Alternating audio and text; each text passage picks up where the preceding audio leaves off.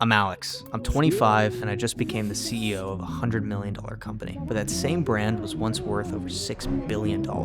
So yeah, we've got a bunch of work to do. I like the way that you're moving around me. I went fully lit on the day that you found. All right, you ready, buddy? Good morning. We're headed to New York City and then to Palm Beach. I got invited to a dinner with President Trump at Mar-a-Lago. It's been about 3 weeks grinding on the island. We're headed out, back on the road, back to my favorite city. But it's sunny in New York now. It's vibes. We got the vibes, at least. Let's get it going, buddy.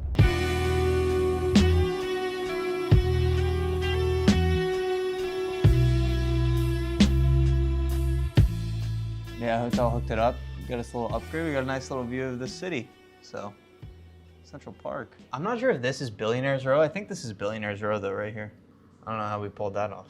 Not with $1 billion. Not there yet. Far less. Yeah, so maybe some good context, because you might be asking, like, why, Alex, are you flying to New York? Why are you going and doing all these in-person meetings? So why aren't you just home, just focused on product 24/7?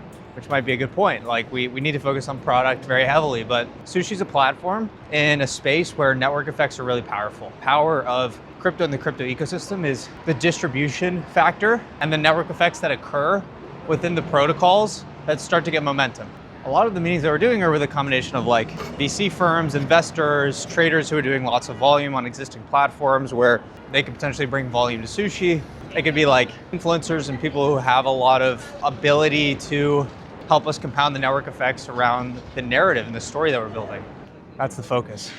I'm too busy writing to find myself caught up in someone's wahala. So we got Lukey in the house, back from his long beach vacation. Where were you, an island in Spain? This is the CVO of Sushi, the Chief Vacation Officer. Yeah. So he's in charge of just taking all the vacations for the whole company. So everyone else works really hard and I just take vacations. He takes vacations. Alex is very generous with PTO. Instead of everyone having vacation time, Luke just takes all of it. People say like 5-day work weeks. Like I have 5-day vacation weeks every week. And then on the weekends, On the weekends, you take the weekend off. the weekends are also off. Yeah. This guy doesn't even know how to do cardio. Spends all his time convincing people that I'm fat. He doesn't even know how to work a cardio machine. If you had to run from like a sloth for your life, you would collapse and die. I can run. You could walk. I don't do things that I don't like to do. That's not the flex you think it is, buddy. All right, gonna go meet up with Brandon right now from Harlem Capital, $200 million VC firm. Got connected with Brandon. He's doing a bunch of YouTube stuff as well, kind of documenting the journey of building a fund. So, see how it goes. My first time meeting Brandon. I think VCs are allergic to me. I'm not allergic to VCs, but I literally have bootstrapped everything. Every VC meeting I've ever had, like anyone I ever talked to, like, what you're doing is not VC investable. It's not scalable. People aren't buying into your business. VCs aren't. They're buying into something else. You're asking the wrong questions. If that's interesting, I actually already have it written on the board if you want to pop over there. Think I'm onto something, you can definitely tell me if like it doesn't make sense. But once we go over there, you'll be like, yo, hold up. What is this? This is a new video that I'm gonna shoot.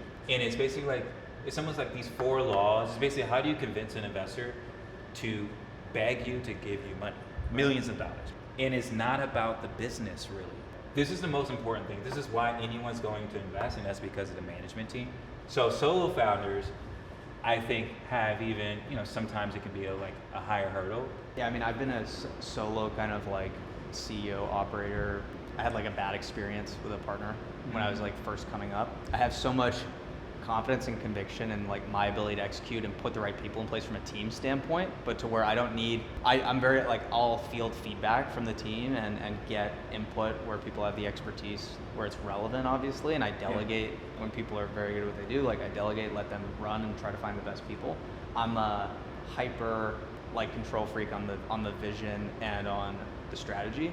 I'm the director. Building generational companies right now is like, I think, a super team game. It's like you build a super team. Each one of these people almost could have started their own company. And so I do think there's going to be more of that. You don't have to have that, but if that's who you're competing against, like who are you going to eventually over here hire or attract on your team to compete with those people long term? I'm going to actually go here first then go here. How can you hire people from centers of excellence, if you will? Who's worked at Coinbase, Binance, or whatever, hyperliquid, if you will, and why did they come? If it's literally because of you and stuff that you've done, and then how do you retrain and nurture these people? This is why people invest. This is why you win. And maybe you can figure this out before you get here and they're like working together. But your company needs to be the best problem solver, the fastest product pusher, and these two things need to equal growth. Yeah. When this happens, when you win. I was talking about product velocity. Yeah, because that means we're locking in. We have found it. Product market fit. I said it in a video recently. Product market fit is when you offer something to the market at a fair price and they can't stop buying it. They just can't stop it.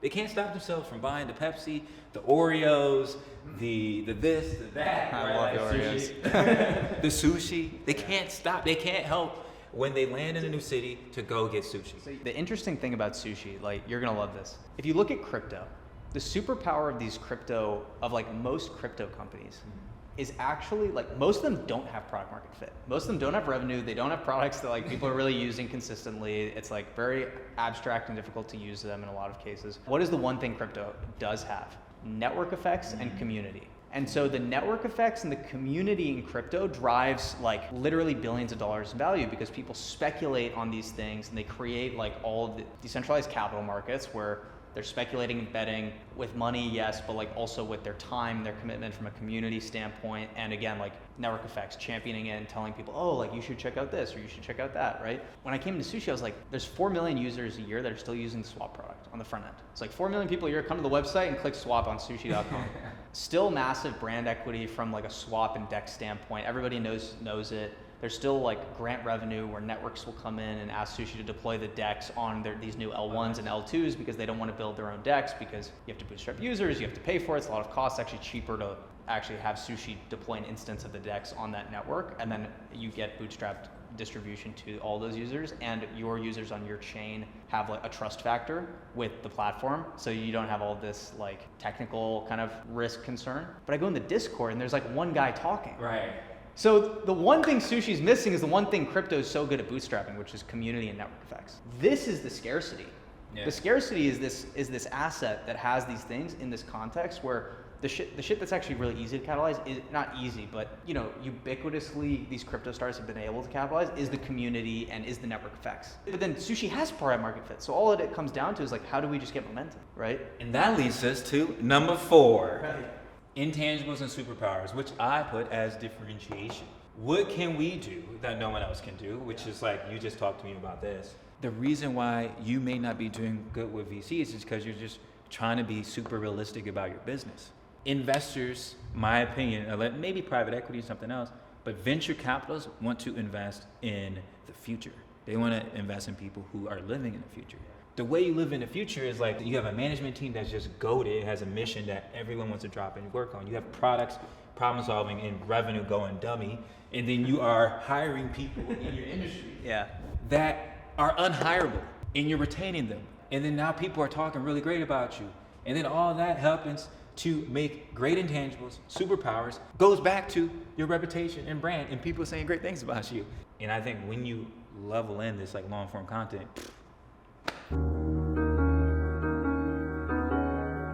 what the is that? I'm fucking looks maxing. When you pulled that out, I literally thought you were trolling. Like I didn't think, like you actually put that on and you wear that, huh? You can do it 5 times a week. You paid money for that, bro. What the fuck are you guys talking about? Took money. Of course I did. You took money and you Bro, listen. went online. Listen, no. When we're and you picked that out and you put it in a cart. Hey, and you swiped the credit card, and they shipped it to your house, and you took it out of the box, and you saw that thing out of the box, and then you put it on your face, and you thought, this is a good idea, let me do it every day. And then you whipped it out in front of us, and you thought, oh, they won't make fun of me and call me a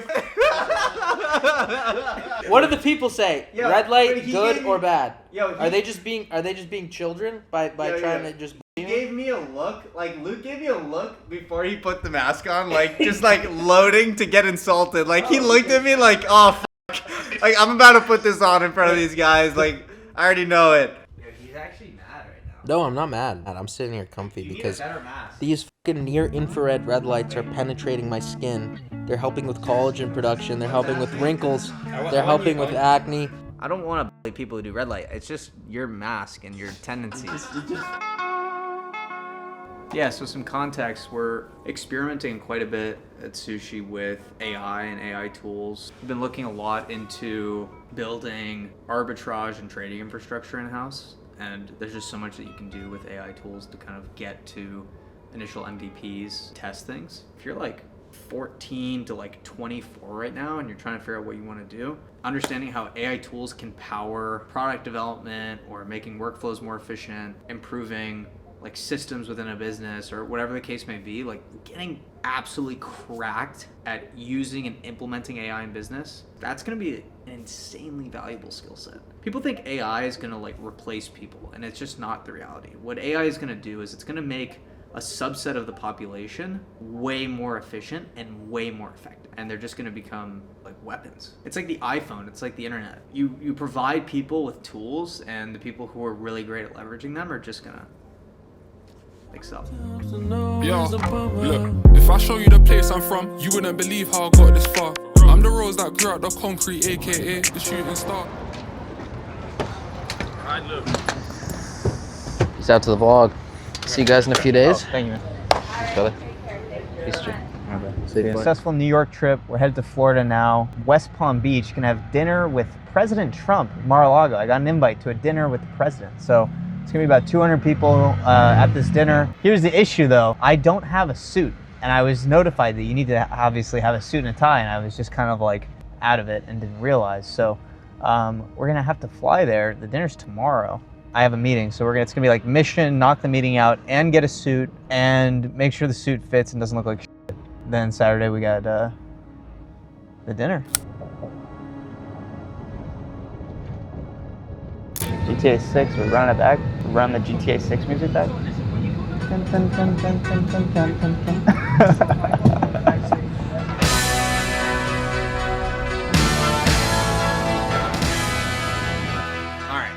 We're at the hotel. We're in Palm Beach. I need clothes for this dinner. So we have the Trump dinner tomorrow. It's not a dinner. It's a Trump dinner, but it starts at 7 a.m. So I don't know. It's not a dinner. It's a lunch. At the Trump dinner at 7 a.m. I don't have anything to wear. I need a suit and a tie. So we're going to go to the store right now and just get a suit. How was the meeting this morning? It was good. It was good. But you know, it's like, just gotta keep working, and I just need to get, bro, I swear, if I get fucking lucky one time, like if the universe gives me one little gift, one little moment of luck, whether that's the market, or whether we catch some fire and some momentum, or whether we close one of the big deals that we have in the pipeline, if I get lucky with one catalyst, I swear, it's all I need. It's all I need. We're in this like holding pattern right now where we're building, trying to get momentum, but it's just tough, bro. It's just tough. Just months and months of grind, and not like any real big outcome yet, right? So all I need is one little catalyst. We have very limited options because apparently it's prom season, so we can't rent anything. So I have to buy something, but there's a limited supply. So we'll see. The options that have been presented have not been optimal, so we'll see. We'll figure it out. I need a sushi tie, dude. I need like pink and black. Okay, let's not give you any style. Yeah. I'm just gonna go. Efficiency. Let's go. Let's get out of here. It's pretty rare for something to fit pretty well, to not getting it tailored and stuff, you know? You're so lucky, Alex. You don't know how lucky you are. You want your founder to be lucky. 15 minutes before, roll the clip of you just being stressed out because you're not lucky. All I need is one little catalyst. No, I'm saying I need a little bit of luck, you know, and if you work hard and you have enough patience, then you get that little window where you get the luck, and then it's like, you capitalize. All it takes is for one little lucky moment, if you're putting the work in and you're prepared, and you can just have like a 2, 3, 5, 10x outcome that can just put you in better position for the rest of your life. So it's just one of those things where with Sushi, we're having to be a little bit patient right now, you know, keep building, and we'll get one of those moments. It's only a matter of time. So we're not going to be able to film at this thing. So I'm going to like maybe try to get some clips on my phone. I need to run to the Uber. I'm running very late. for Alex? ETA is like 8:55. Last shuttle leaves at 9, so kind of close.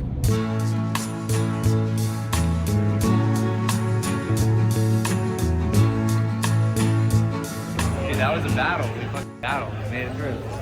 Dude, the security stuff was f***ed up. So basically, I didn't have a QR code. We're sitting in the back of the bus.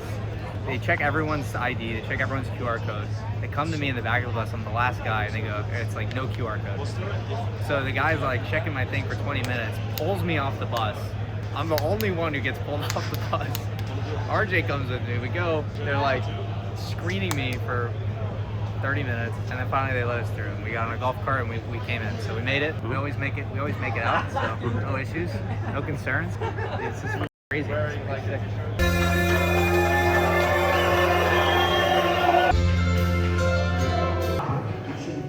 was the reason. And, you know, whether it's AI or crypto or any of this stuff, I'm a politician, I don't think I can be criticized for that. And So tell us, how was it? Good, man, it was good. We got the utility right here, you know? Not bad, right? Not bad. Not bad. We had a pretty good day. Ben was good. I had a bunch of cool people ready to like take the tie off. I gotta go back like hoodie mode, sweatpants. Hoodie mode back into the dungeon. Yeah, back to the dungeon, back to the hacker boot camp. It's been a long couple of days of travel and not a whole lot of sleep. We're gonna keep it fucking rolling. Appreciate you guys watching big time. Like I always say, if you're not in the Telegram, if you're a trader, if you're interested in just following along Sushi's journey, join the Telegram, follow me on socials, like, subscribe, do all the good things. It really helps out the channel, helps out the algorithm. So I appreciate all the support. If you made it this far, Chopstick Gang, all right? Drop them in the comments. So that's it. Appreciate you watching. See you in the next one.